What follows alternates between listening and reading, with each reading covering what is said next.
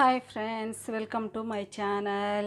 ఈరోజు నేను చేసిన రెసిపీ ఏంటంటే ఎగ్ రైస్. చూడండి ఎంత బాగుందో.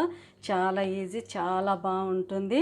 రైస్ కానీ మిగిలితే ఇలా చేసుకోవచ్చు. ఎగ్ రైస్ చూడండి ఎంత బాగుందో.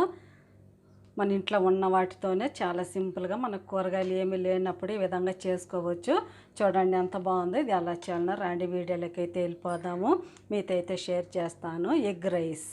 ముందుగా ఎగ్ రైస్కి అన్నం ఈ విధంగా పొడి పొడిగా వండుకోవాలి.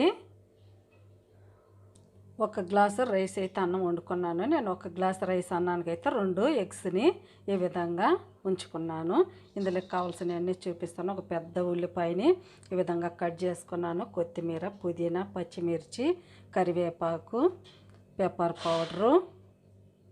ఇందులోకి కావాల్సిన మసాలాలన్నీ చూపిస్తాను. మన ఇంట్లో ఏ మసాలాలు ఉన్నా వేసుకోవచ్చు ఫ్రెండ్స్. ఇదైతే మటన్ మసాలా వేసుకుంటున్నాను నేను.